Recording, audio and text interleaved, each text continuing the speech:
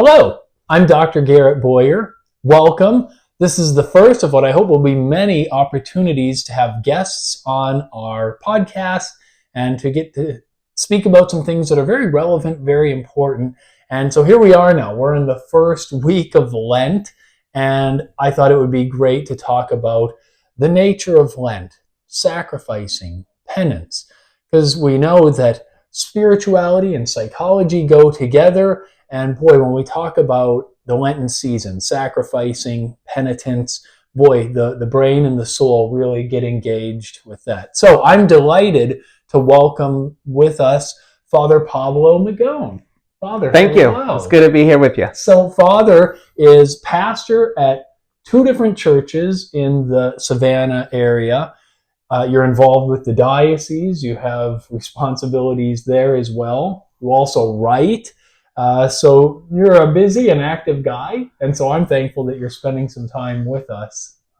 Thank you. Thank you for the invitation. It's great to be here to talk about Lent and the many different components and aspects of the season of the church. Yeah, well, like we've talked about so many times, and like folks who are listening have heard me talk about so often, the body, the mind, the soul, they all go together in the human person, and it's hard to separate one from the other because they're very real dimensions of the human person and experiences that we all have.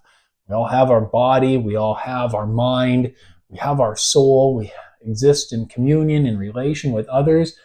And, there are some times where those things just seem to really line up. And I think with the idea of Lent and this theme of Lent, penance, sacrifice, those elements really map up very nicely. And so I wanted to talk a little bit about that. So first of all, the Lenten season. I remember being a kid, and the question from my folks every year was, what are you going to give up for Lent? It's just sort of understood that in Lent there's sacrifice that's involved. So what's the church's background on this? Why do we give something up? Why do we sacrifice, especially during Lent?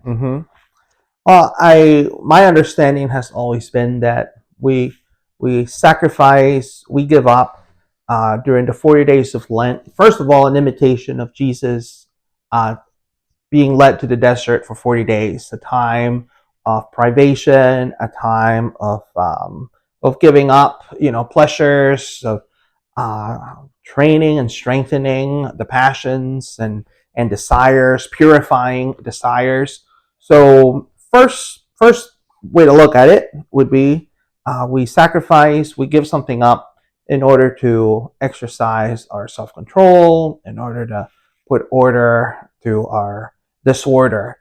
In a bigger scope, I would say the sense of sacrifice, of giving up something to God, it's in the heart of the Christian faith, of the Jewish faith from of old, the sacrifices offered to God to atone for sin, and in the sacrifice of Jesus, the one sacrifice of Christ that atones for our sin. So at the heart of our faith is the sense of sacrifice, but Lent gives us an opportunity to put that into practice in very concrete ways. Yeah, and 40 days of being very attentive to this sacrificial aspect and what this season sort of underscores. That's not nothing. That's a long time to be really zeroed in on penitence.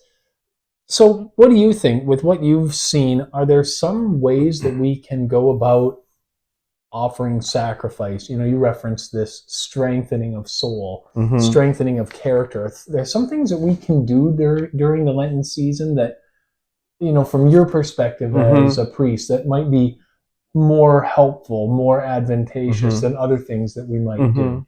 My son said the other day, I asked him what he was going to give up for Lent. He said, I'm going to give up going to church from the mouths of babes. I don't think that would be a good penance. But are there some things that you've seen that are better than others? Well, I would comment one thing is sometimes some people will give up for Lent something that is already sinful or something, and it's like, well, that's great, but that should be something that like you are not doing to begin with. Sometimes some people will, and maybe we'll get into this later, they will give up something that it's good to give up, but maybe it's something that you should give up all the time, like eating chocolate, or like certain things, it remains very, a little bit on the surface, or I mean, it's better than not doing it. But I find, and then I think the reading this last Friday, kind of a daily mass, points to this. That when we give something up, it has to be something very concrete, and something that is geared to the good, and maybe even to the good of the other. The reading was from Isaiah, when and Isaiah, well, the Lord asks, or says, "This is the fasting that I wish," and I'm gonna somewhat paraphrase. This is the fasting that I wish, and he says, like, to give to the poor and alms to the needy, and it's like very concrete things of giving. And so I think what we can take that and translate it into that, well, what's a sacrifice? Not just say, well, I'm not going to do this and that I usually do, but it's also being concrete, maybe like, to fast on indifference, to fast on, on things that lead to concrete action, to taking on something in response to a particular vice or something that we are giving up. I find that those things are more fruitful, than just doing things that remain somewhat superficial. I mean, they're good. Someone says get chocolate, well, great, but as soon as Lent is over, you're going to start eating chocolate again. So it's particular practices that will hopefully remain with you, or will leave an impact not just in your soul but in those around you, that will help the person create better habits, or virtuous action. Yeah, interesting. So it sounds like you're alluding to maybe this doesn't have to be like just a 40-day thing. Mm-hmm. Maybe what you're building up and working on throughout the course of Lent is something that can become part of your routine for the entire year, Right. for the next few years, for the rest of your For life. right? Something that will build. Yeah, you focus more on it right now, so that hopefully it becomes a newly acquired habit. Something that will stick with you, and you've got 40 days to focus on it now, to be very active.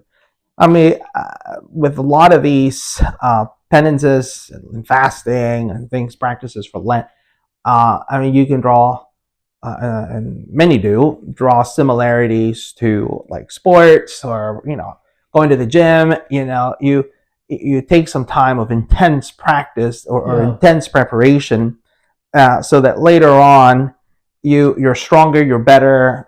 You don't have to work on it as intensely because you've already worked on it intensely, and you just have to like keep it keep it up. Yeah. Interesting. And it is funny too when you bring up this idea of folks talking about, well, I'm going to give up something that they probably should have never been taken on in the first place. Right. I see this sort of thing a lot with behavioral health. People start to realize, like, wow, my choices are having really bad consequences. Like, not that I've seen this happen a ton, but I know that it does happen. But like the person who's having an affair, or the person who's using illegal or illicit substances, and sooner or later the results of these things are going to be consequential. Mm-hmm. And so they start to have this, shall we say, come to Jesus moment, where they're like, well, I need to put this away. Good for them, good on them. But that's a little distinct from what we're trying to focus on in the spirit of Lent, which is, really fostering virtue, building character. And I think, with some of with these other things, you reference giving up chocolate, giving up alcohol, giving up, whatever, taking something on, sacrificing time, more spiritual reading, time for daily prayer. Those are, I wonder if those small things can be useful to sort of flex that muscle of self-denial, of preparation for, like you're talking about, diving into some of this stuff that can lead towards bigger, more life-changing kinds of That has like a things. longer lasting effect, or Yeah, sometimes some people say, well, I'm going to give up, someone that has like a drinking problem, I'm going to give up alcohol, but they can't wait till Sunday, when they, drink excessively, or once Lent ends, you try to get rid of the demon, but then in come seven demons, so yeah, it's you aim to do something that will hopefully, between the strengthening of one's will and also by opening one up to God's grace and prayer, that whatever one works on will remain. If somebody says, well, I'm not going to drink because I want to stop drinking, well, that comes with some other things, that so that when Lent is over, like you're not anticipating binge drinking, yeah, on Easter yeah. Sunday. Like Right, right. that would take away from the whole purpose of what's been done, or at least strongly lessen the purpose of it and the goodness of it, Yeah. So you want to be attentive to be able to do something that will have a lasting effect and a change in our behavior. Yeah, and it's interesting too, as I've observed over the last, I don't know, maybe certainly several months, but even the last few years, um, people are starting to pick up on what we as Catholics have practiced and known for hundreds of years. If you've seen some of these YouTubers and social media influencers, it's been kind of interesting that a number of thumbnails pop up and Mm-hmm. they'll say things like, give up looking at your phone for 3 days and it'll change your brain, or I gave up caffeine for a week and I noticed this in my body, Hmm. or just different things like I started sleeping more, I stopped staying up late, and I noticed my mind is working better. It's like, well, duh.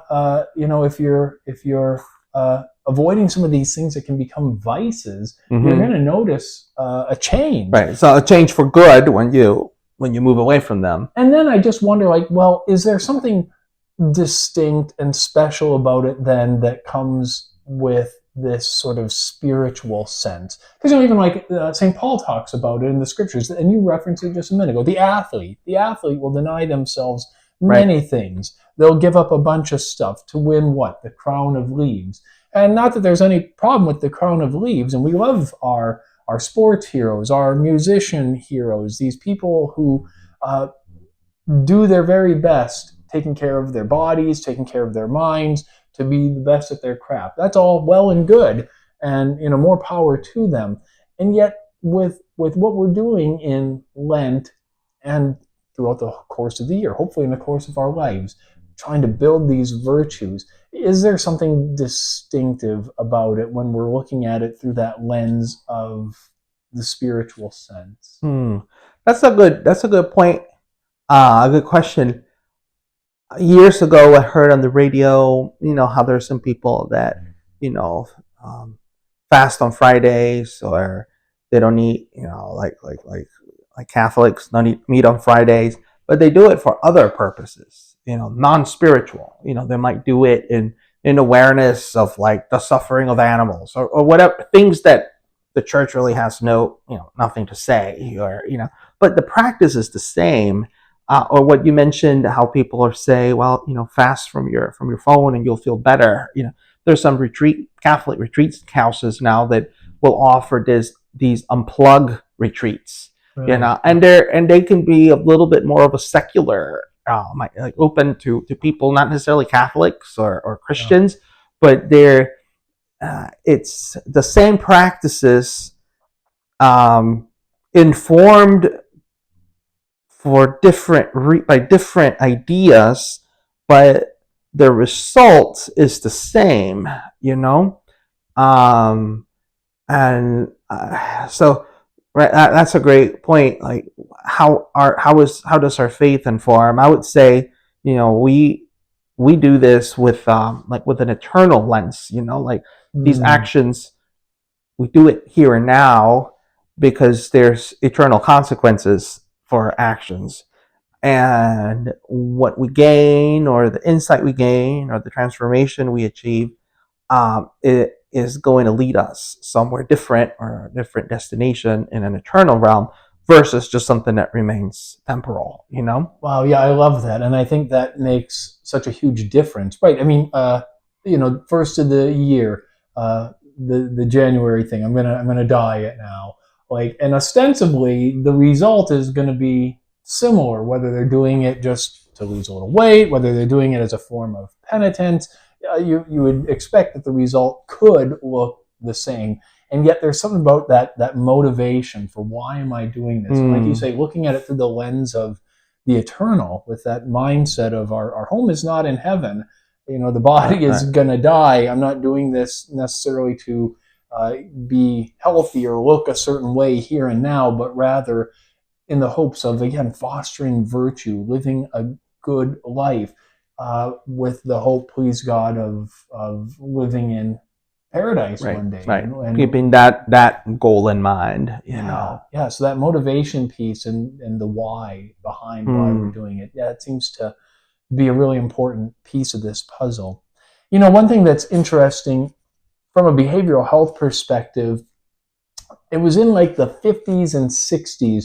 There was a researcher named Walter Mischel. Did you ever hear of him? He mm-mm. was a psychologist, and he did a lot of research, and he was interested to see in young kids, if a young child is able to delay gratification, what are the impacts that that's going to have for that young person as they grow into adulthood? Hmm. So he did what he called the marshmallow studies. It's kind of cute, and I've actually done it with my own kids. I've heard of other people doing this, but what he did originally was he would bring these kids in, usually 5, 6, 7 year old kids, and he would give them the opportunity to have a treat, usually a marshmallow, which is why I call it the marshmallow study. But here was the deal: they could have the marshmallow right now, Mm-hmm. immediately, or if they waited, they could have multiple More. marshmallows later.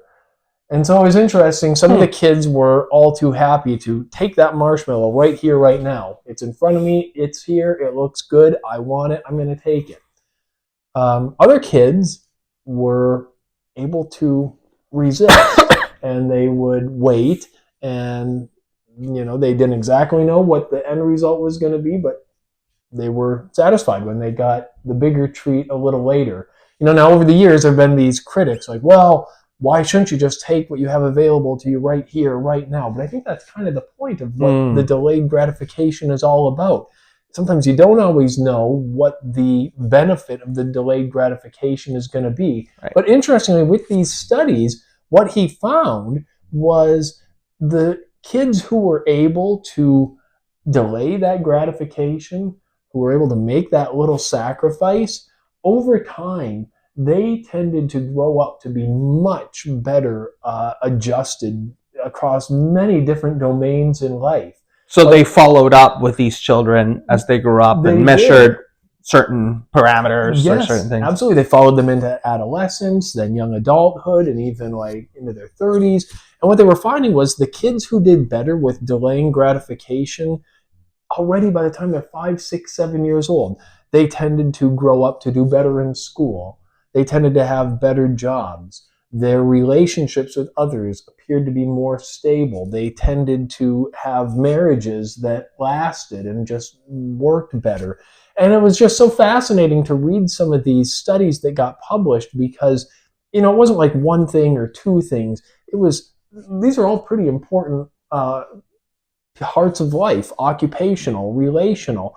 And it's not like one thing leads to the, like, well, if you have a kid who can not eat a marshmallow, and delay that gratification, life is going to be great for them down the road. It's not like we can say one thing is going to necessarily lead Mm-hmm. to the other. But it was fascinating Hmm. to find that already in young kids, young people, that ability to delay gratification, to make that sacrifice, um, life looked different for them, or tended to look different for Hmm. them as they went into adulthood. And I just think, like, something maybe similar for us in a spiritual sense, maybe when we're young, but as we're growing in our faith, those little sacrifices, as we grow and blossom in our faith, will our spiritual life, will our life of faith look different, look better because of the Because of the sacrifices? ability to sacrifice to um, that's um that's a very interesting point. Like if delayed gratification shows a sense of a stronger sense of virtue or a stronger mind, something there that practicing it in the spiritual life could also mean have a positive or more promising or greater openness to the things to come. Yeah, maybe so. And it's interesting. Already, by the time our kids are what, 5, 6, 7 years old, we're wanting to start teaching them about the practices of the faith and the virtues of the faith, and just, Mm-hmm. I think we can see the evidence is pretty clear. Like, if we're doing these things right in our faith life, it's going to have positive implications, and good things are going to come about as a in result the of in the it in future. other well and in other domains as Right. well. If you got a young person who is, think about my own kids. They're going to church more often. They're fostering good relationships with people at church. That's great. But the kind of skills that they're picking up there, sitting still, being patient during Mass, Right. talking with people afterwards, being respectful to adults, these are the kind of things that are going to be beneficial for them, into hopefully into into throughout, the future. yeah, hopefully throughout the course of their whole That life. makes me think. As a priest, we hear confessions of children, especially first confessions, and if you're in a big parish, you might have a lot of kids making the first confessions, and they're repetitive, they're very simple. I hit my brother. I was disobedient to my mother. Over and over and over again. And sometimes I have thought, what is the value of having a 7-year old, come to confession and say this, And the longer I've been a priest and the more that I ponder on that fact, the more I realize that as Catholic children, I think that Catholic children already have an advantage in certain components there because from a very young age, we're teaching that child the importance of examining, his or her conscience, of being Mm-hmm. more attuned to what is right, to what is wrong, Yeah. more attuned to, the law in the sense that there are certain things that are right, certain things that are wrong, and we're guiding and helping that child to be attuned to that. And even it's a little bit of a tangent, but I've often wondered why is it that of all the people in the United States, the 9 Supreme Court justices are either Catholic or Jewish. Is there something that the Catholic faith or the Jewish faith, Catholics specifically with confession, but the Jewish faith with the emphasis on the law and doing what is Mm-hmm. right and doing what is just, and if that from a very young age instills something in the mind, something that comes from the faith, but it leaves a mark in the way the mind works Mm. that then has a very concrete impact on the way that person develops and in the way that they think and process things. And so our religious practices can definitely have an impact on the way we think and the way we exist, the way we Yeah. process the world. Yeah, really interesting stuff, and I'm sure there's a ton more that we could say about Mm-hmm. that, and I'm sure that there's some literature on that too. But really interesting stuff to think about. Well, listen, with our last few minutes, I wanted to transition just a little bit back to now the season of Lent and this whole idea of self-sacrifice. So, what do you think? You mentioned confession. I imagine you've heard this. I know I have confessed this during Lent. What I promised I was going to do, I've not been able to do. Sometimes I Mm-hmm. lose motivation. And I think about, like, psychologically, like, we are built sort of from evolution to look for the thing that is pleasurable, avoid the thing that is not pleasurable. This whole idea of classical and operant conditioning, like we're always hunting for the reward. Hmm. And what's interesting is now in Lent, we are essentially like resisting that which is naturally or inherently rewarding. Hmm. I'm giving up, I'm sacrificing. But we know psychologically, like we are geared for and like wired for the thing that is rewarding. So it's hard to sometimes stay motivated and see the value and benefit of like, well, why am I doing this? Mm-hmm. This stinks. I just want that chocolate. We talked about that, or I just want to do this thing, or I want to, I just want to kind of give up and relax the penances a little bit. So how do we keep going, and how do Mm-hmm. we stay Stay strong? strong. I find as a priest, many people feel or become very discouraged when they're unable to keep their their Lenten penance. And I always tell them, well, it's a penance you chose, so it wasn't imposed to you. It's something that you created, that you set forth for yourself, that you accepted. So if you need to change it or modify it, go for it, first of all. Yeah. But then I also will say, well, again, because it's something that you chose, well, you can start again today. Like Yeah. don't get bogged down with it, because the devil can take something good and like turn it upside down. Yeah. And with Lent, I think that there needs to be attention given, or just be attentive that something that is offered, freely and with goodwill as a Lenten penance, can all of a sudden get turned around and become a source of discouragement, of questioning, and it can turn us away from the Lord if we Yeah. are unable to fulfill it. So Yeah. and the devil can get in there and just create all kinds of chaos. And something that started with a desire to grow closer to God can end up then getting turned around, and it drives us away from God. So we have to be attentive, first of all, to make the penances like reasonably achievable. Hmm. Sometimes some folks want to just take on the world, and you're Yeah. setting yourself up for Yeah. failure. Yeah. So I think we have to be reasonable in what one chooses, and then also to remember, like, I chose it, so I can modify it if need be, and also I can always start again. Like some people might say, "Oh, I did this for 2 weeks, and now I fail, Father, and I can't do it anymore," and they start drowning. And all I say is, well, start again today and keep on going. Yeah. And so it can also be an experience of God's goodness, God's mercy. Um, so that's some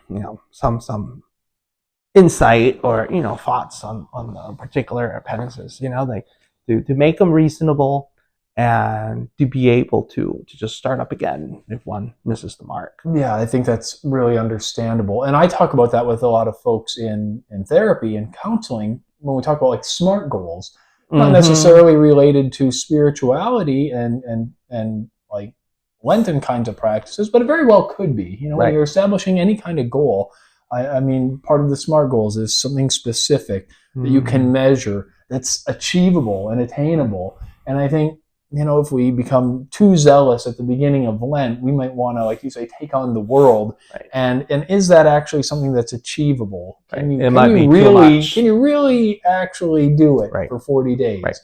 The other thing too is you bring up the fact that the devil can get in the midst of all of this when we're going through some of these spiritual things, and even like the gospel reading for this weekend.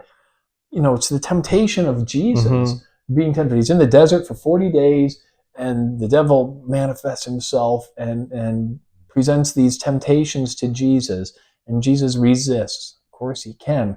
And then at the end of the gospel, it says, and then the devil left him for a time. Mm. And I just think, that's really interesting, whether we're talking about the spiritual world, the psychological world. I think the reality of the human experience is that whatever our challenges are, good luck if you think there's going to be a time that you're able to like dust Right, your right, hands right. off And walk I'm away good. and you're I done. got this. I got this licked. I got this conquered. Whatever our sin is, whatever our vices, our flaws, our foibles, our shortcomings, it's a journey that we kind of always have to be alert Right. to, And on guard attentive for. to. And I Yeah, actually preached on yeah. that this weekend that, when a concrete moment when the devil comes back to tempt Jesus is, he does so here at the beginning of his ministry, but it's at the end on the cross. I mean, when they say to Jesus, if you are the Son of God, get down from the cross. He saved others. Why can't you save yourself? Those resound. Yeah, there's a similarity there to what the devil says in the desert, Right. and so absolutely. And one tip also is that sometimes during Lent we can become very zealous, and some people are able to achieve what they are asking or what they're doing and what the reason for which they're doing what they're asking for the Lord. And sometimes we have to be careful because sometimes we certainly get what we're asking from the Lord. And then when he gives it, some people are in shock. And I'll give you an example. I know a case of a lady that did a very intense fasting and did so prudently and she did it for the well-being of her family. And about 2 weeks after Easter, um, all sorts of things came to light in her family. Things from the past, bad things that had happened, Wow. with her children and the daughter, all this. So the lady says to me, Father, why did I do this fast? I shouldn't have done it. I think this fast caused all this. And I said to her, it did cause it. It did cause it because you did it for the well being of your children and your family. And now that all this has come to light, it gives you and all your family members an opportunity to tackle it, deal with it, to bring healing, and to move forward. If this had never come to light, all these things would have remained traumas and problems that never came to light. So, we always have to be careful at all times, be mindful. We ask the Lord in prayer and we sometimes get what we ask for, but it might not be exactly what we expected or how we thought. But that can definitely be some fruit of our Lenten practices.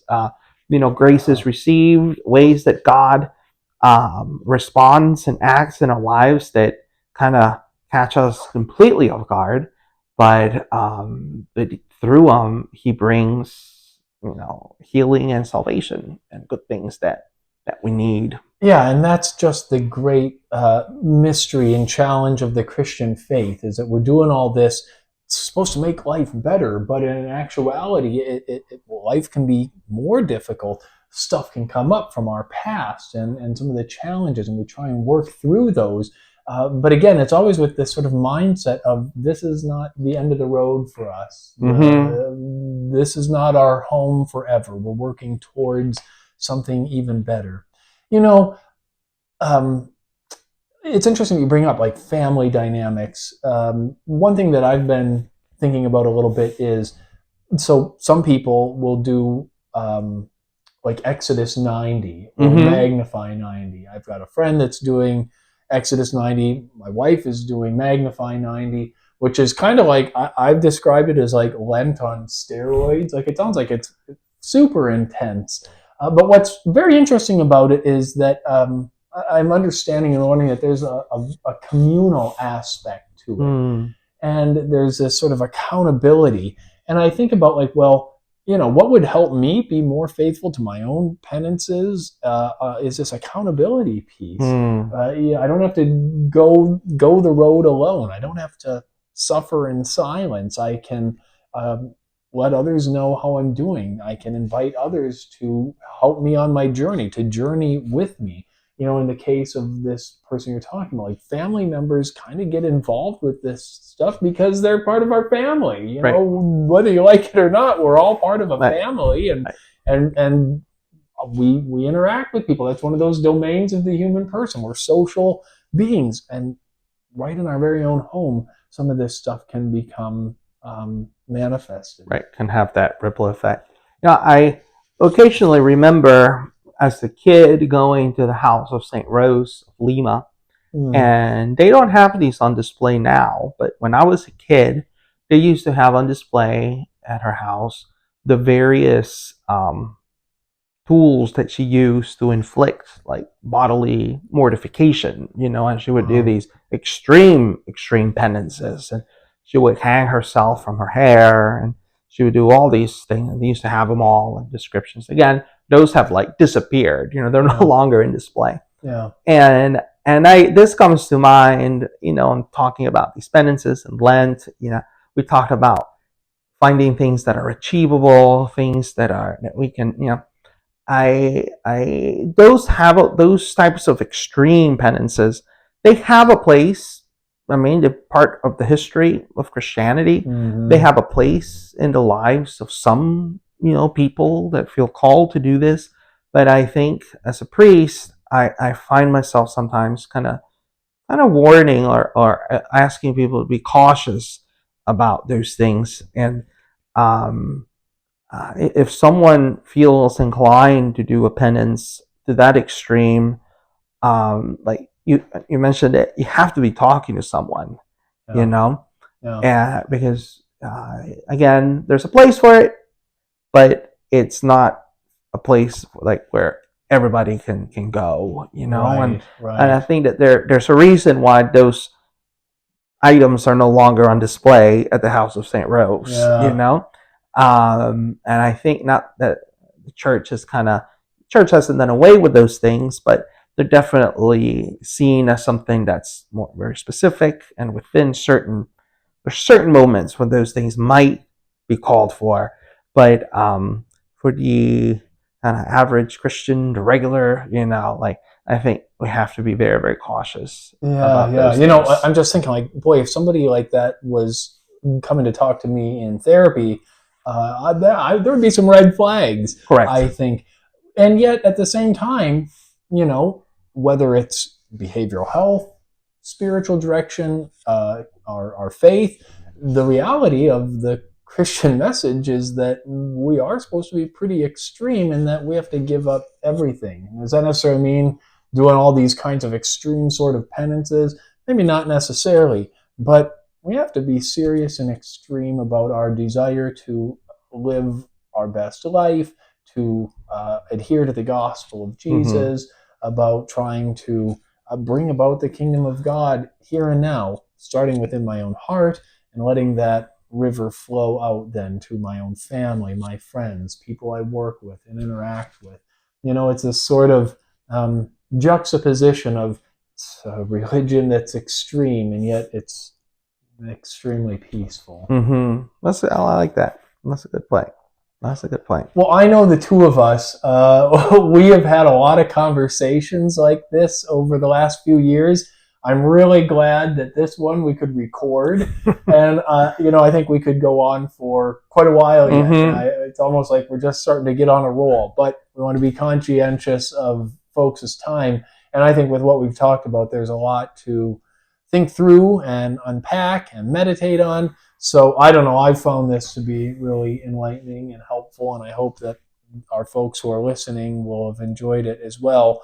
And I hope that we'll get the chance to visit again sometime. Yeah, I And appreciate the invitation, and I hope that we can do it again on many other topics. all right, thank Appreciate you. it. Yeah, of course. Well, we'll pray for one another. We'll be praying for you, and hope that you'll pray for us.